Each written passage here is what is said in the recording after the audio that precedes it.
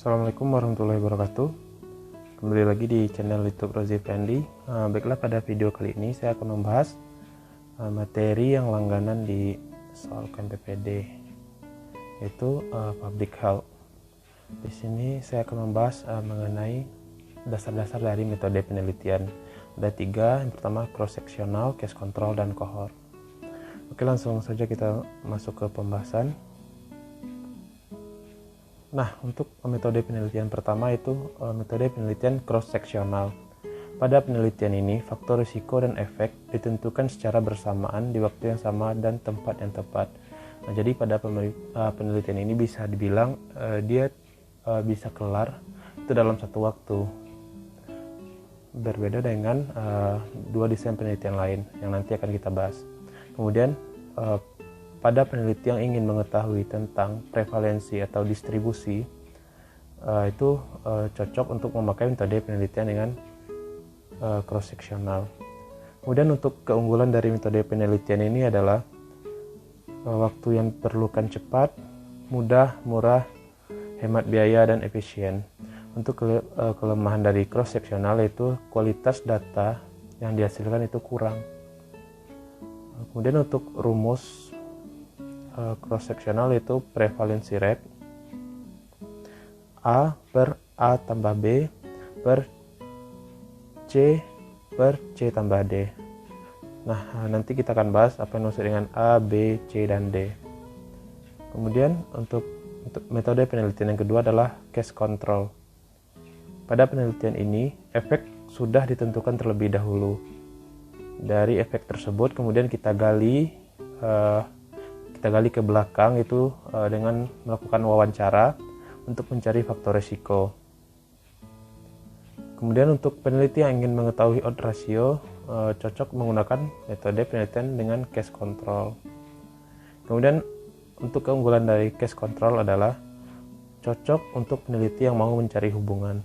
Kelemahannya tingkat bias yang tinggi, dikarenakan kita kan melakukan wawancara tuh, kemungkinan pasien lupa atau pasien mengalami gangguan ingatan yang untuk jangka panjang, sehingga susah untuk mencari faktor risiko ke belakang. Kemudian untuk rumus case control yaitu odds ratio, rumusnya A kali D per B kali C. Kemudian untuk metode penelitian yang ketiga yaitu cohort. Cohort itu metode penelitian dengan faktor risiko sudah ditentukan terlebih dahulu. Dari faktor risiko tersebut kita ikuti, telusuri sampai terjadi efek. Untuk peneliti yang ingin mengetahui insidensi atau relative risk, itu cocok menggunakan cohort. Jadi cohort ini ada 2 klasifikasi, yaitu ada cohort retrospektif. Jadi kita mengambil data dari rekam medik. Kemudian cohort prospektif, itu faktor risiko yang diikuti langsung ke depan. Untuk keunggulan dari cohort ini, data yang dihasilkan lebih akurat. Untuk kelemahannya memerlukan biaya yang cukup besar dan waktu yang lama untuk mengikuti terjadinya efek yang ditimbulkan oleh suatu faktor risiko. Untuk rumus cohort itu relative risk, itu hampir sama dengan cross sectional, yaitu A per A tambah B per C per C tambah D. Nah, ini untuk interpretasi hasil. Ada hubungan lebih dari 1, ada hubungan dan merupakan faktor risiko. Kurang dari 1, ada hubungan dengan dan merupakan faktor proteksi. Nah, bagaimana jika sama dengan 1?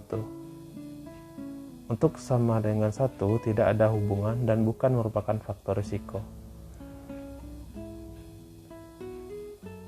Oke, kita coba masuk untuk ke contoh soal. Di sini ada pengaruh makanan berlemak terhadap jantung koroner. Terdapat 1000 orang menderita jantung koroner. 70 diantaranya mengkonsumsi makanan berlemak dan 30 orang sisanya tidak mengkonsumsi makanan berlemak. Kemudian ada 100 orang yang tidak jantung koroner. 50 diantaranya mengkonsumsi makanan berlemak dan 50 orang sisanya tidak mengkonsumsi makanan berlemak. Apakah desain penelitian dan hasil interpretasinya? Baiklah, di sini akan Coba saya bahas. Yang pertama kita tentukan dulu faktor risiko. Faktor risiko. Tadi faktor risikonya adalah makanan berlemak. Makanan berlemak. Kemudian kita tentukan efek. Efeknya yaitu jantung koroner.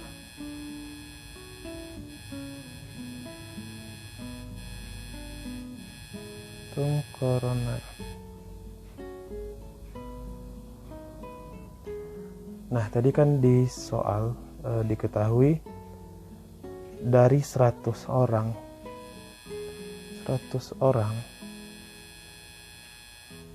yang mengalami jantung koroner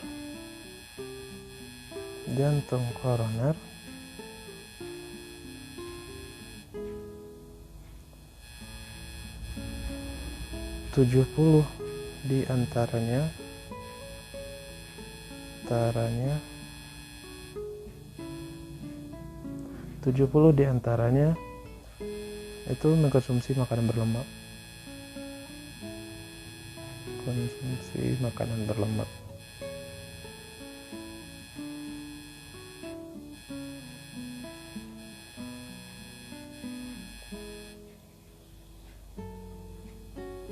Kemudian sisanya sebanyak 30 orang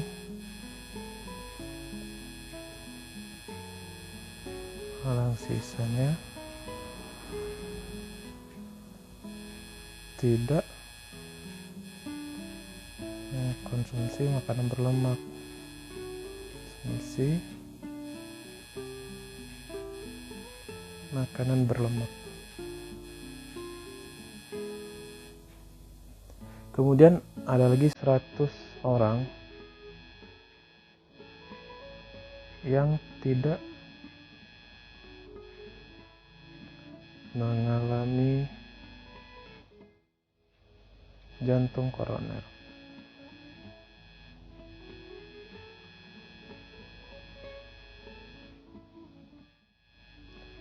Lima puluh di antaranya makan berlemak.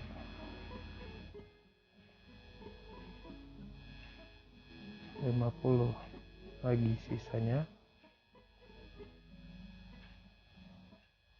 tidak makan berlemak.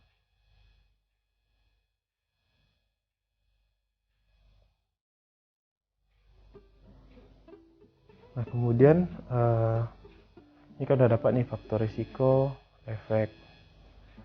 Kan di sini diketahui 100 orang yang mengalami jantung koroner dan 100 orang tidak mengalami jantung koroner.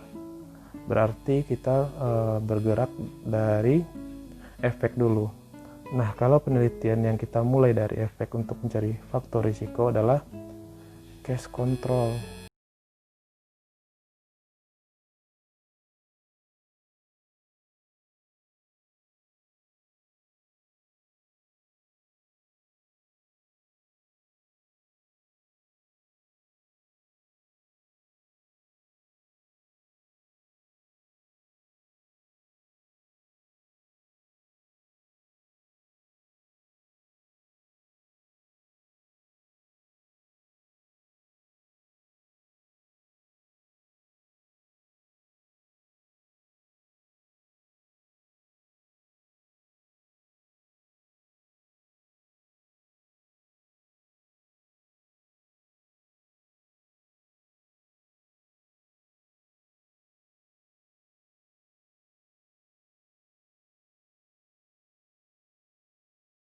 Faktor risiko yang positif, faktor risiko yang negatif.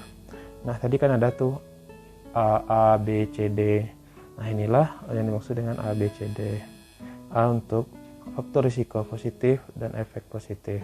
Kemudian B untuk faktor risiko yang positif, efek negatif. Kemudian ada C, faktor risiko negatif, efeknya positif. Kemudian ada D, faktor risiko negatif, efeknya juga negatif. Nah, yang faktor risikonya positif 70 dan yang faktor risikonya positif dan efeknya juga positif. Kita lihat dulu yang efek positif yang mengalami jantung koroner ada 100 orang. Yang faktor risikonya positif ada 70. Jadi untuk A 70. Kemudian faktor risiko negatif sedangkan efek positif ada 30. Jadi tinggal masukin angka aja. Kemudian untuk faktor risiko positif efeknya negatif, nih efeknya negatif, tidak mengalami jantung koroner. Faktor risiko yang positif ada 50. Dan yang tidak jantung koroner dan faktor risikonya negatif ada juga 50. Nah, tadi kan sudah dibahas di slide sebelumnya. Kalau case control itu rumusnya untuk mencari odds ratio. Odds ratio yaitu A dikali D per B kali C, atau rumus cepatnya disingkat ADBC. A kali D per B kali C. Jadi tinggal masukin angkanya A70 kali D 50 per B 50 kali C 30. Udah tinggal coret 70 per 3, coret berarti 7 per 3 2 sekian berarti 23 ya. Nah, 23 tadi kan sudah dijelaskan lebih dari 1 berarti ada hubungan dan merupakan faktor risiko. Nah, sekian dulu untuk video kali ini. Semoga video kali ini bermanfaat, dan jangan lupa like and share, kemudian subscribe untuk menunjukkan kepedulian kalian atas channel ini. Terima kasih.